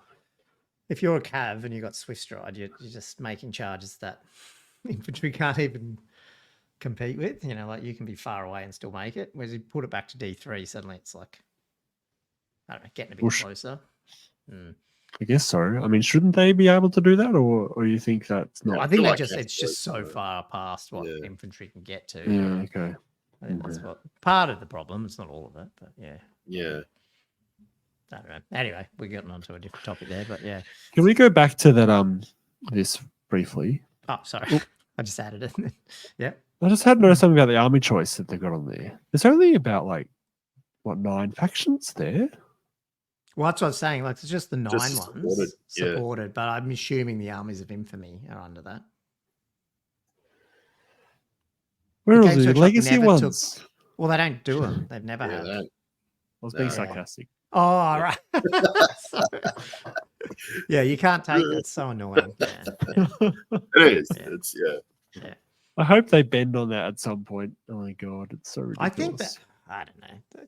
I think that's all been, but like confirmed, but not confirmed by people who maybe know more to say, look, they're coming back. They're just it's gonna happen. Like, so I don't know. Like, yeah. Why wouldn't you? You know what I mean? Like the figures are sitting there. So many popular factions in that group. Yeah. It's gotta happen. Yeah. It's gotta happen. Definitely. They should just don't like money. Cool. I just like to have it organized under the Age of Sigmar box and not clearly delineated. It's too hard for us to do other calculations. Then we also got, I think it's on this screen, so sorry if this comes up, even though it's technically not that one. Let me just jump to it now and move over to our new model that we got today. So this was the news that we postponed the podcast for. Yeah. We have a new dwarf engineer / Burlok Damminson model. Burlok Damminson. What's the one you guys are talking about? The Grim son of Grim Burlok. Grim Burlokson, yeah. I keep getting him confused. Son of Burlok. Yeah. Oh, funny. So that's the other model. I can't remember. The other model. This is the older one of that guy. Of Burlok. Oh, he's actually, of that one. The guy without the arm. Yeah. And so is he saying... So this guy doesn't have an arm, but does this guy have an arm? Yeah, he's younger. He's a younger version of him. So he lost it afterwards. I think that's the implication. Okay. I mean, it's got, he's got the arm there, and then he has no arm. Normal. Ergo, arm be gone. Yeah. No. Well, at least it's cool that we just randomly get a figure that's not in the current faction release and or the one coming out. Like, I was a bit hopeful that we start to see Empire. Like I was a bit hoping for a bigger thing, but I'm also cool to I think there's also a preview show. I keep saying this, that someone said there is a preview date for something. So maybe we'll get something by the end of the year for Empire. But it's good that they've just gone, hey, we finally got another old world figure out. Let's get it out there. Because it does show that, because there is things missing, isn't there, in some of the army books in terms of what, special characters are not available yet. Like this, it's a bunch in Warriors of Chaos as well that they just don't have models for, which is crazy. Yeah. I was just thinking, I think it's in the article, it says that, isn't it the runic pistol or the rivet gun that explodes? Is that how he loses his arm or something? I think. I haven't read it, man. Sorry, I got the implication. I didn't actually read it today. So that's, did it say that? Yeah, well, probably. I think it says it somewhere. Where does it say that? Yeah, no, I think it's in the last, right at the bottom. I think it says. Oh, yeah. How about missing an arm? Something to do with a misfiring rivet gun, perhaps. That's awesome. No, it looks good. Like, how big is he on that 25mm base? He's chunky big. Boy. Yeah. Oh, that is a 25mm base, isn't it? Yeah, that's taking up the whole base. And it's absolutely festooned in stuff Oh. as well. Like, Yeah. what do you think of the about actual that? model? I mean, Well, oh, yeah.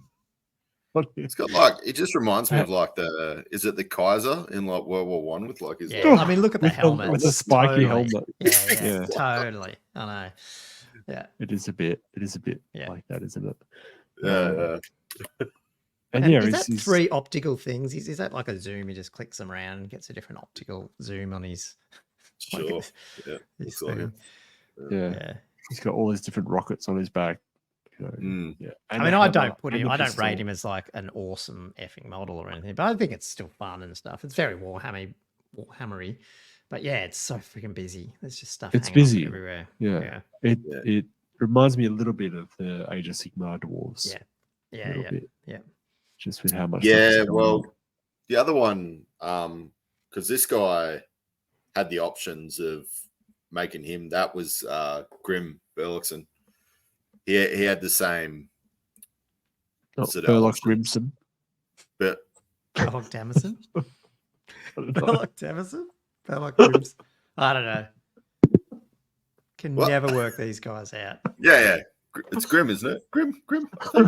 Oh, anyway. No, He's yeah, I pretty- can't remember. no, Oh, Grim. no, I'm sure you're Grim- right, Andrew. I was just Yeah, Grim Burlokson. making a joke. Yeah, okay, yeah. Oh, you're just confusing me now. Yeah, I don't know. But he was a busy model too. I know what you're saying, but he was like that 8th ed sort of model. And this guy's like clearly, you know. Is that the guy that you were redoing now for your? Yeah, one so you he showed was going last to be week? my engineer. So, but he was an 8th edition model. Okay. right. And they have sort of changed from your traditional dwarf. Obviously, you know, this is pre-Age of Sigmar, but they were getting busier. And, Yeah. you know, yeah. So I think this is just the way that things have gone for the dwarves, just to make them a bit more. Yeah. I don't know. I I mean, bit I more- get like as busy as they are, and whether or not aesthetic, some people aren't. It's not going to float everyone's boat, but yeah. I mean, if you get an entire army done, that's like this in terms of new sculpts, detail, like whatever. I mean, geez, it's going to look fucking fantastic. Even if it ends up having to be a little bit of a different aesthetic to the old Warhammer Fantasy, like to make it more Games Workshop-y again, a little bit over the top, not so Tolkien-esque or whatever. You know what I mean? Like it's, I'm all for that. I don't care as long as it, be nice to get some more support. Like and just new figures and stuff. I think they'll people will buy them. So and I don't know. They sort of have to do it, otherwise, like the 3D stuff, as we know, like I mean, it looks bloody awesome. The stuff you're printing off now. So they got to keep up, otherwise people just go, "Nah, why do I want to buy this old rickety, figure that was made 20 years ago?" Yeah, Maybe it's like, maybe they are trying to get like the younger generation in. Maybe the younger generation see the old school metal dwarf or whatever, and they're just like the old sculpts, and they're like, "What the hell is this?" Like, maybe this is the candy for the younger generation. Yeah, well, hopefully. I mean, geez, we don't even need the young. We just need like some, young people like in their 30s to join. Join us 40-year-old. I shouldn't say Josh isn't there yet, but yeah. Not quite. I am a young'un as yet. Sprightly, young sprightly. They never saw back at all. Yeah, I was quietly, surprised to see a new figure, which is cool. Like, is it? So this pre-order this week? Then I assume it is. I didn't. Again, sorry guys, I didn't really. No, have I a didn't chance see. to read the I didn't article, see when so they put it. didn't look at it. But I'm assuming if they're previewing it. I was the just other gonna thing I wait. would say, having got a Early couple next of the year. new resin. Pre-order early okay. next year. Oh god, that's Sorry, annoying. that's a preview and a half for Yeah, for what, one figure. 2 or That's- 3 months in advance and for now one I'm figure. sounding negative. This is like that. What was the preview we got where we just had the one? It was we got the unicorn one. That was one that was just like one figure, but that's pretty good looking one. That was a good Didn't figure. we also get another release where it was just one figure? I never went, And I thought it was going to be a whole army release. What was that one? Oh, yeah. An orc one? I can't remember. But Yeah, that's a bit of a shame. That The only thing I Nova was saying, sorry, is the forward that Can't remember. resin is bloody like it's good, very high detail, crisp. You know, like the ones I've got, which I haven't actually painted in the new ones, but I should actually do that. Been pretty impressed with them, even to the point, like, you know, when you break it all apart and then you glue it together, like how good it goes together. Like it's like a 3D print almost, where they just sort of join, which is pretty cool. It's not all warped and stuff, but yeah. Yeah, that's good. That is good. Well, they'll be on the shopping list for next year then. Oh yeah, definitely. I like how they're comparing it to 3D printed stuff. Like that's the standard to aim for. GW. Yeah, it is. Like, yeah, unfortunately, like it's, and you know the priming video that I talked about. He was talking about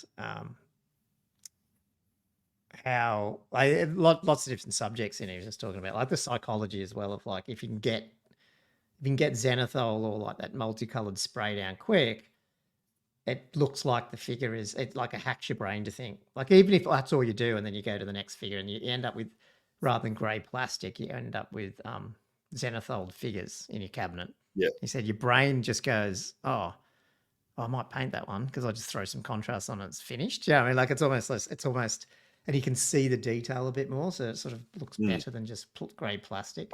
But he said that one of the issues he thinks that, and why 3D printing is so cool, he said, not only is it hard to paint the figure and get it done and all that crap, it's also really hard to even assemble it now. Like it's the plastic, like you can spend hours assembling your plastic figures, and then with 3D printing half the time, it just comes off and it's already there. Yeah. Just pull out the sports. Just there. Yeah. Yeah, assembly and so much time. Getting all the mold lines down and stuff. Yeah, it's a massive time sink, especially when we do a whole unit. I agree. Yeah. Just bang. Yeah, like you know, and like things like that Tomb King starter box, if you call it starter box. I mean that unless you know what you're doing, plus you can put up with it. I mean, it's just horrendous. Like to glue every one of those little skeleton dudes, which is shit, together. Like, geez. I mean, like. That's not attracting anyone to the hobby. Yeah. So, well, they are. I do like the price. Like these on special, they're $110, and I think the gyrocopters back in the day, I think I was getting them for like $80 or something each. So I do like the prices have kind of come down for the combos.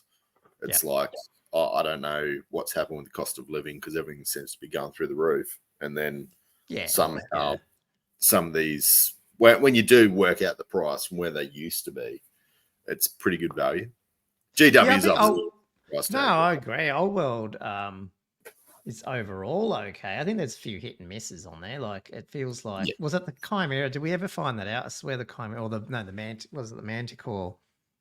I swear I think someone screenshotted it that on AOS it was whatever, and then they took it down and brought it back, and it was like $30 more. $30 more. Yeah.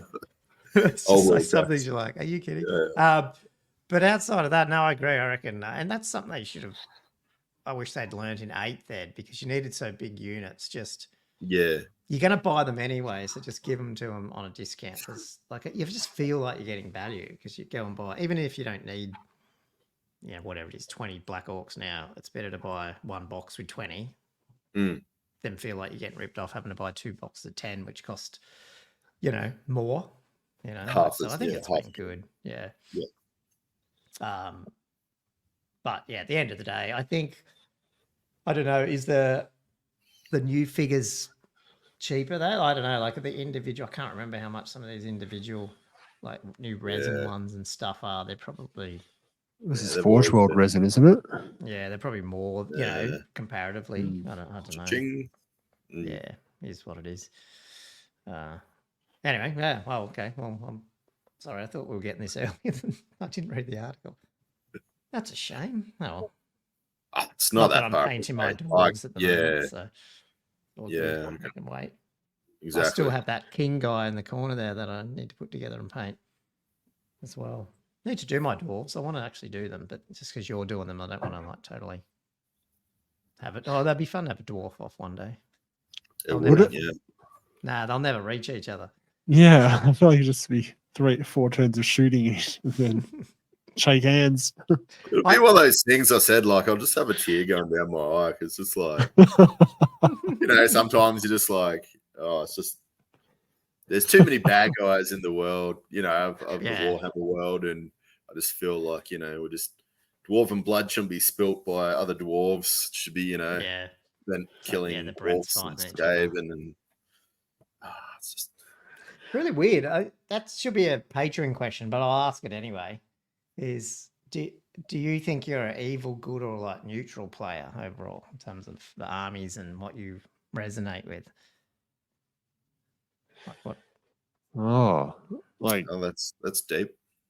That is. That's a real deep question. Well, like This time of night. not in terms of your own personal. What colours your what soul? armies? I mean, just look at the armies you collect. What are they? Like, Yeah. what are the ones that you actually like? Like it feels like Josh is almost a good player because he's only really got up until. I'm a great player. You've only got Brits and Wood Elves. Some deep, dark sexual things going on with this Slanesh. Either that or Josh is just like extending out of the Warhammer world. So he's in Bretonia. He's now moved a little bit. He's got to the Wood Elves. For some reason he's hit the West Coast and there's Slanesh Dark Elfy people hanging there. I want to open that box. Project A, this project, what do you call it? Project 8? No. Project Alpha? Alpha. It's obviously going to be an Empire army because that's sort of just off to the side. Ooh. And then eventually maybe. he'll make it. No. Maybe. We'll see. We'll see where it's going. Yeah. And then Andrew, you have a lot of armies, so it's a bit hard to. But obviously you're a dwarf player, so I feel like you're almost more on that. And you've got the high elves, so you're a good player too, I think, generally. You got vamps, but. Yeah. I feel like everyone loves vamps, like undead. It's just I don't know. But like you don't play. What's the other one? And then you got Chaos Dwarves, but you haven't finished them. You got your Skaven. So this thing you have so many that it's hard to. If you add them all up, you're probably about 50-50. Yeah. You could just go off probably my got finished more. armies. Well, no, not finished. They're never finished, but the more finished armies. I have more good armies that are finished. Yeah. Yeah, but which ones are finished then? Skaven, like in terms of good play, Skaven, High Elves, Vamps, Dwarves. Yep. Is that it? Yeah, 50-50 sort of. Because your Chaos Dwarves are not finished, eh? Nah. Like not painted and stuff. Yeah, but my Skaven my High Elves are the biggest. Dwarves would be on par with Vamps. And Skaven would be pretty. Right, okay. So it might be more 2-to-1 good to. Okay, cool. And then I'm. Like orcs are there, but then Tomb Kings, I don't agree that they're evil, so I won't put them in the evil thing. So I don't agree with that. Oh, really? I was And thinking then about Empire. that. Neutral? Wait. Yeah, I just feel like, and I guess going back, and I don't know, it's not even a topic, but it's just funny. It feels like none of us are the chaotic evil race. People like, yes, I've got that demon army. That's the same sort of thing as what you did. It was a slow grow and I just built it up, but I've hardly played it. I did that one game with Andrew. I wouldn't say I resonate towards it. I still have never bought a Chaos army or painted one. Bought some of those Beastmen, haven't put them together yet. So that, like, I don't have any of that real chaotic. Like orcs aren't evil either. Are they? Just out for orcs are chaotic neutral. Yeah, they're just out. They're probably the least evil army, really. They're just out, just beating heads. It doesn't have to be anyone else. But they just want to fight. Doesn't matter who they fight. Right, so to be truly evil, you're saying it needs to be either Chaos or Skaven or Empire, like the ones that are out vindictively bad. Chaos Dwarves would be evil too, I think. Oh yeah. Well, Chaos Dwarves, I think there's like a lesser Dark Chaos Elves are evil. And Skaven are Chaos. Yeah. But like, I wouldn't class like Lizardmen. I mean, they're not technically by the alignment. They're probably not. Yeah, I don't know. I just feel like out of us three, we're not like, we don't. Yeah, there's some people who all they buy is like Chaos and listeners. And I feel like there's something. They're not admitting something to themselves. I don't mind some Slipknot. I'll just, Yeah. I'm not a huge death metal fan. Yeah. Well, that's kind of boring, isn't it? Like we're not really. I know engaging with the fullness of the lore of the world. Well, Chaos is like the thing in Warhammer world. We don't actually. Like, it's funny. Need to. Yeah. What are we missing? What did we miss at birth? Or what did they miss? I guess I don't know. Yeah, maybe that's what it is. Yeah. We were treated too well as children. Yeah. It's funny. You That's can good. tell we're out of topics now. It's just rambling there. But anyway. Pretty much. Is Did that- you want to talk about the terrain thing? Oh God, that's going to go for another half an hour. Yeah, I will. Ooh. So did you hear about? So how did that settle come in up? for a Oh, I rant. brought it Yeah, up good because I rant. looked at that picture, and then turned Get him, into a Dom, rant. get him. So what was some of the comments? Because I sort of saw some of them, but was there any? We had some people agreeing. Oh, but then okay, let's go back then. We'll bring it up because there's people who wouldn't have seen the video. Let me find the image that including started one the of us. discussion. If I can find it, let's bring that up. The offensive image. Yeah, You might have to blur it out. that's not it. I wish I could just switch what I'm sharing instead of stopping. Share screen again. Find the window. You feel you're getting what we do every day. Yeah. Don't know how you guys live. There we go. Okay. So 180 miles out. Yeah. Jelly sent this to me saying this is the I totally we did the Squarebase online, like some of the lists we went through some of them, especially the Neocar and Royal Host, because that's sort of this is the big army list that's come out to try and combat the dragon because it's better shooting than some of the others because of the rules. And I'd heard rumors there was a big one, but the only ones I found were like Jellies and Jelly. Sorry, he didn't have the big one. He's got a big one, but not this big. But the Daenerys guy, the Australian guy, plus this other guy in the UK. They've got like, what was it, between somewhere was 90 and one was 105 skeletons or something. Archers. This one's 181 skeleton infantry cohorts. I don't know how many archers were in there versus. I can't really tell. But yes, all the three. We talked about this last week. So yes, all the three. Two of the chariots are in the unit, and I think the other one with one of the priests might be hanging at the back. I can't really tell with that, But anyway, for those who can't see this, it's a. I mean, just think how big is 181 25mm bases. I think we didn't talk about this on the podcast itself. I think this is something you guys might have talked about. No, we talked about it last week separately. Like on it was during the comp chat. I see. But we're talking about this, just how crazy it looks, and anyway.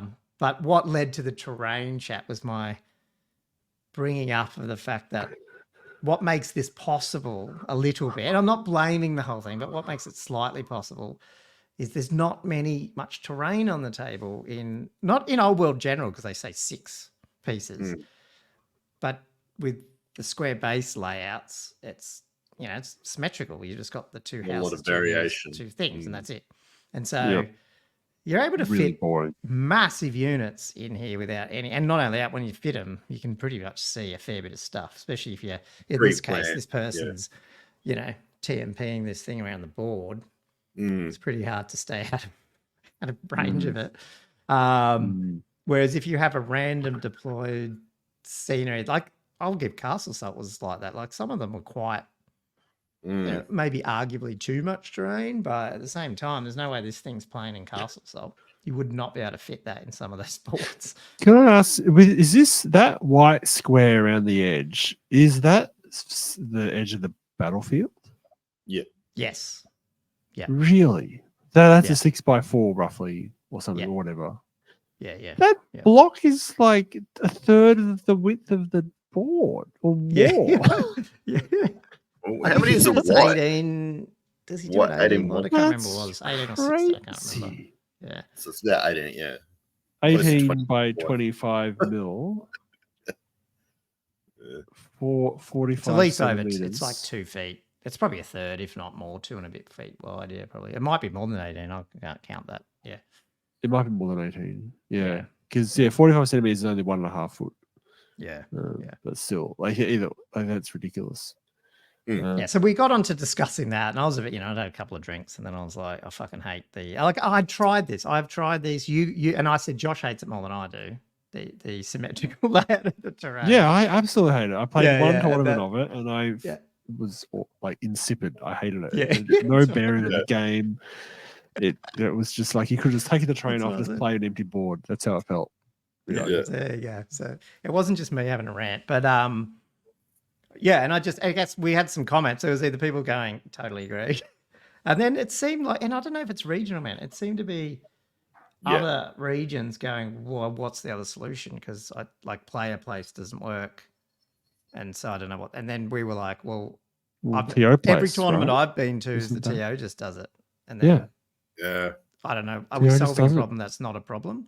It's so and then, easy to randomize too. Like you just do 6 pieces of terrain. It's like 6 quadrants, D6 for 1 piece, and then that's where it goes. Like, you know, and just scatter and it. then you can scatter it. Yeah, it's easy. Yeah, true. I mean, the good thing with like, I TO know- placement is you can end up with quite a variety of different types Yeah, of exactly. tables as well. Yeah. They're not all the same. And- Some tables will be heavy terrain. This won't. And I do know the one thing people do say, which again, I don't think it's that big deal, but is like, yeah, well, what happens when they get bumped around, right? But I'm like, well, I mean, worst case, you do have a map still, or maybe you just, well, you can Velcro that. Like you can do something to stop that, but at the end of the day, it doesn't really matter. You just anyway. finagle it. Like it's just like you play with it as it is, or if it does look weird, you just shift them around a bit. Stuff.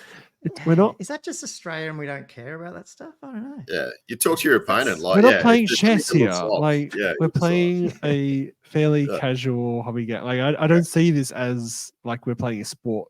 Like apparently some. And maybe that's just us because we're not massively competitive. We're just and I said on the thing until I saw this, and I didn't play a lot of. I know Ninth Age went this way, but it wasn't there when I was playing in the first edition of it as such.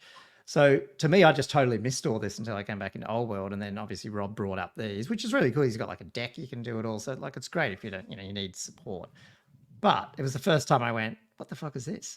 Like, what? Like you should be choosing the side of the battlefield should be a choice. Like that's why you roll. Like I mean, like that used to be a thing, or you still do. You roll, choose sides. Absolutely.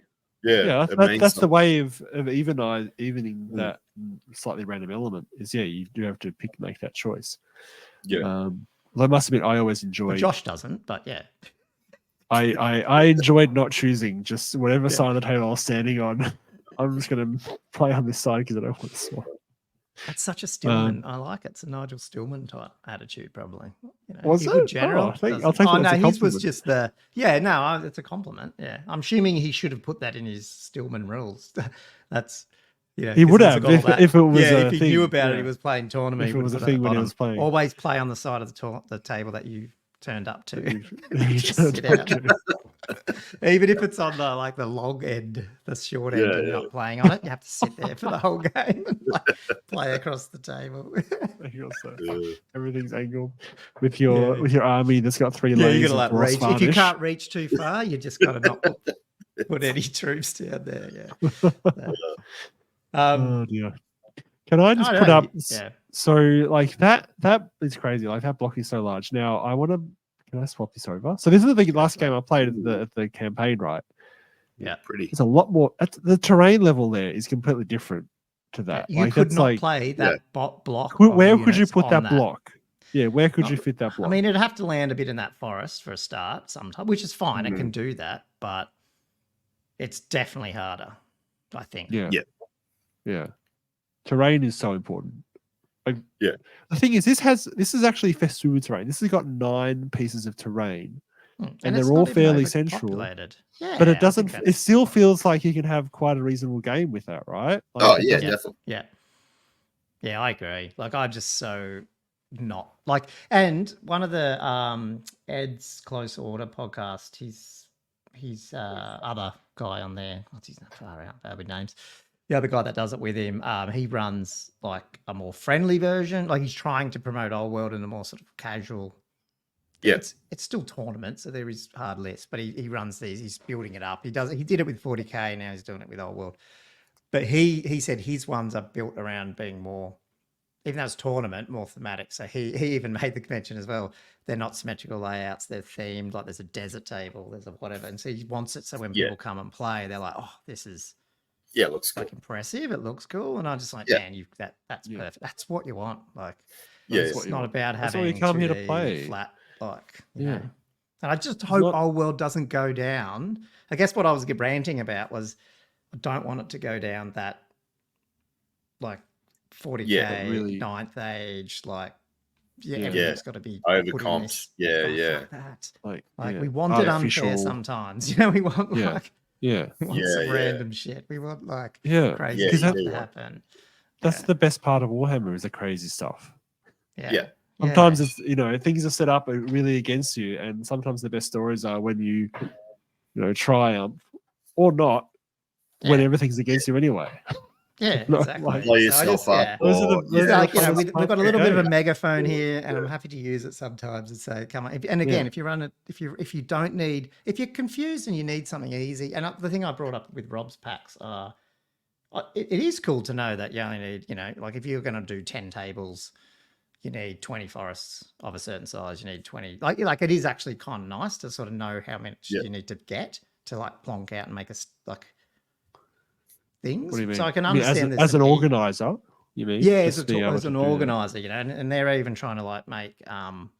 3D stuff you can download and just print, so that way you've got everything you need to run a tournament. Yeah. So like, there's value in that. Don't get me wrong, but I'll just say if you're not in that spot and you're running tournaments, just hope that most people still try and make it fun and scatter it and theme it and don't do Like, it so yeah, you like don't need that exact number. know. You can have a rough idea, Yeah. like we did that with CanCon, a rough idea per table yeah. of all the different terrain, and then just filter it out and just mix it around and see what looks good. Yeah. Yeah. That's You know? because that's what got us into the hobby. So rigid.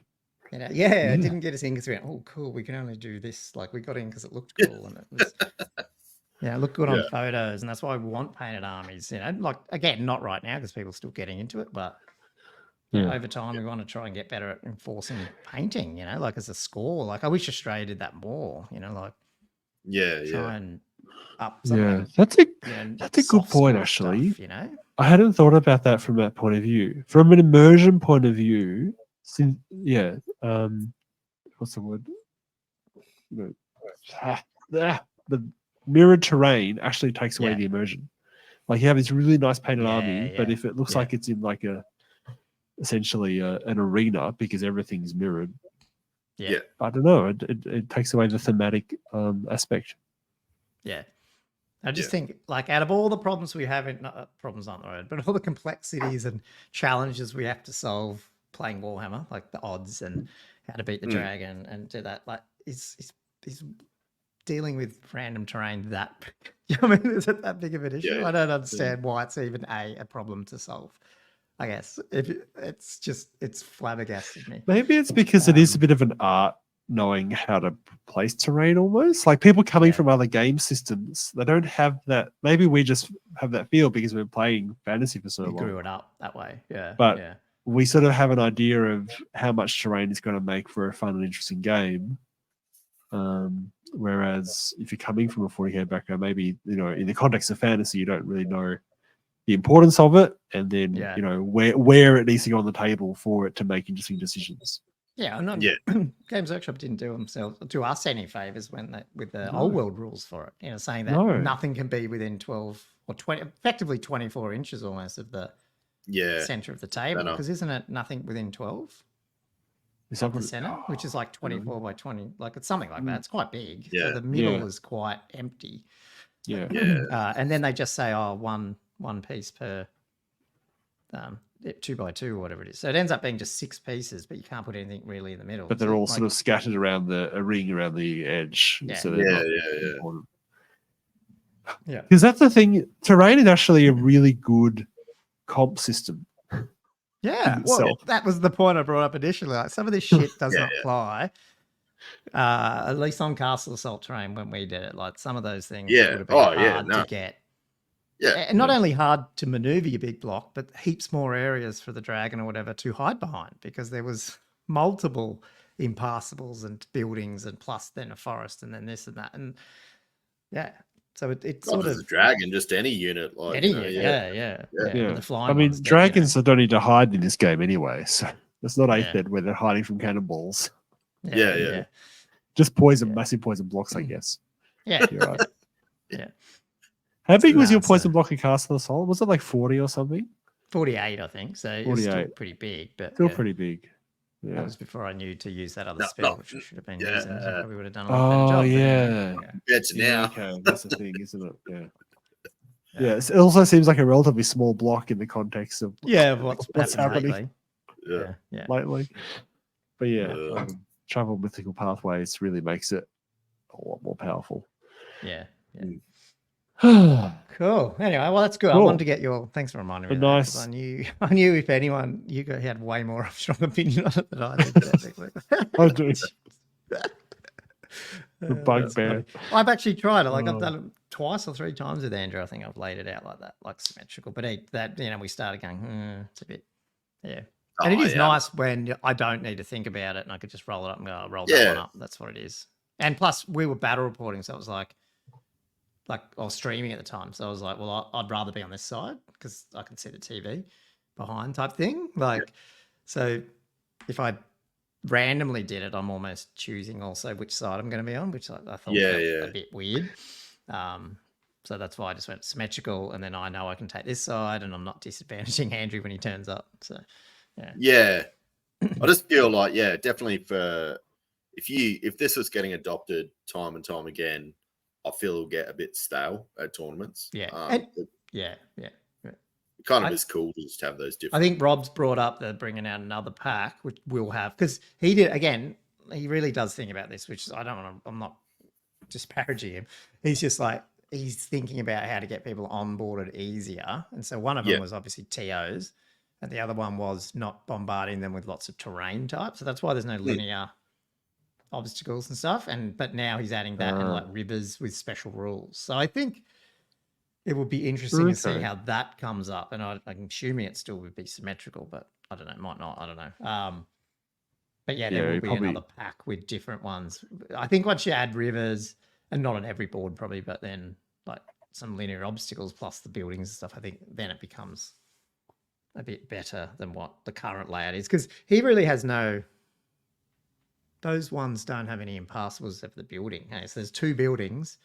Yeah. 2 buildings, and then 2 everything forests, else is and 2 hills. Forests and 2 hills. So like you can move through everything, I think you need some impassables, even if they're little. Plus, I think they missed that with Games Workshop. I wish we had better rules for rivers and water, slightly different, not just dangerous terrain, but something.